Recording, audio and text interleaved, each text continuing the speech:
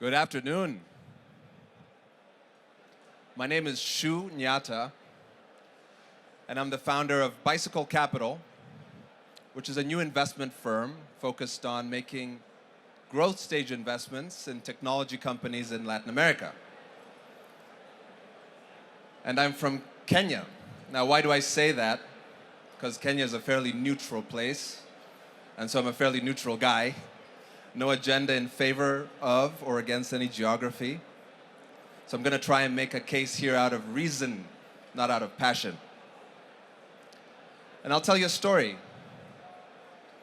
What if I told you there was a place that was at the center of the new geoeconomic chessboard?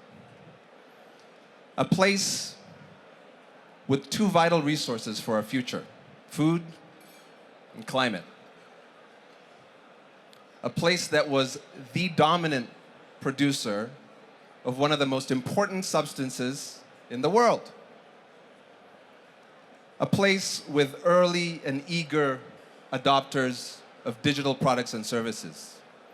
Number 2 user base for Netflix, number 2 user base for Facebook, number 2 user base for WhatsApp, 3 of the top 5 markets for Uber. A place that was the global leader in financial innovation and financial inclusion. A place with two of the top 6 economies by 2050. Big markets. And a place that is probably the world expert at managing our new economic realities: inflation, volatile currencies, macroeconomic uncertainty, high interest rates. Would you want to talk about this place? Of course, I'm talking about Latin America, and the statistics are quite impressive. 700 million people, top 5 carbon sink, top 3 food producer, top lithium producer, young, digitally native, 25% of the world's fintechs, regulation in favor of innovation, potentially the USA's next factory, and of course, the inflation experts. Despite all of the stuff I just said, Latin America is dramatically undercovered. So this is 4 years of headlines from the FT and the Wall Street Journal, 4 years. And the countries that they talk about. Obviously, the US is extremely well covered, but Latin America languishes. On the right here, Brazil, the region's largest economy, is mentioned 8 times less than China, 2 times less than India. And when we do talk about Latin America, it is crime, corruption, drugs,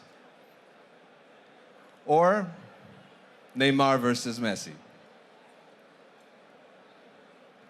Even this event ignores Latin America. I looked at the last 3 years of agenda for FII and tried to find topics that were very relevant to Latin America, and then looked to see if there was anyone from Latin America on the panel. Let's see. Food, very relevant. Nobody from Latin America. Climate, very relevant. Nobody from Latin America. Manufacturing, you start to get the point. Nobody from Latin America. Geopolitics, very relevant. Nobody from Latin America. Fintech, absurdly relevant. 25% of the world's fintechs. Nobody from Latin America. Believe it or not, football, even more relevant than fintech. Nobody from Latin America. The narrative is changing a little bit. People are starting to recognize Brazil and Mexico extremely competent at managing this kind of situation we're in: inflation, currency, rates.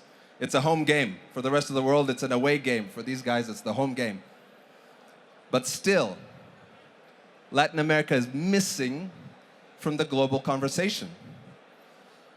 If you have kids, there's a great movie Disney put out called Encanto, and one of the most memorable characters, his name is Bruno. And the whole joke in the movie is, we don't talk about Bruno. We don't talk about Latin America. Why? Why don't we talk about Latin America? I think the answer is actually fairly straightforward. People think it's very hard to make money in LATAM. It's very hard to make money in LATAM. Here's the public example of that. So the MSCI index, which is LATAM's public market index, has underperformed other global indices for 10 years. It's very hard to make money in LATAM. Private investing. It's very hard to make money in LATAM. Here's private equity. Latin America net returns, 6%, way below the rest of the world. All the big firms either change their strategy or they leave. It's very hard to make money in Latin America. But this statement that it's very hard to make money in Latin America contains inside of it a fundamental framing error. What do I mean by that? These investments are focused on the past rather than on the future. They're focused on extraction of things from the ground or of profits rather than inclusion, building businesses and services for the mass market, the mass population. And the problem with focusing on the past and on extraction is you run into a few different phenomena. Low growth, very narrow customer bases, very sensitive to macro cycles, and political and regulatory headwinds, nationalization of mines, for example. The advantage of focusing on the future and inclusion, on the other hand, is you get a completely different set of factors.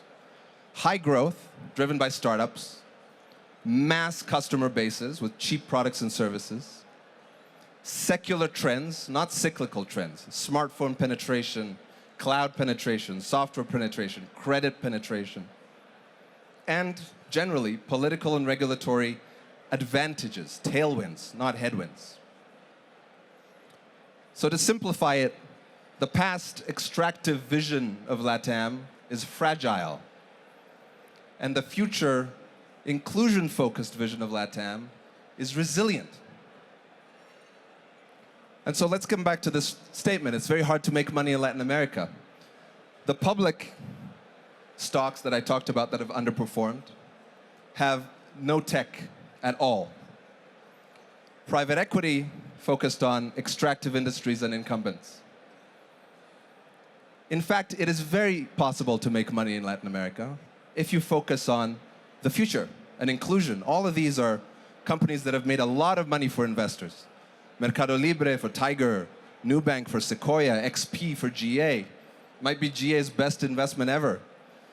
And these are all focused on inclusion. And the good news is there are many, many more in the wings. And so I'll leave you with 3 messages today. Number 1, the future is being built in Latin America, an inclusive future. Number 2, there are fortunes to be made investing in this future. And number 3, we all need to be paying much more attention to Latin America. Thank you very much.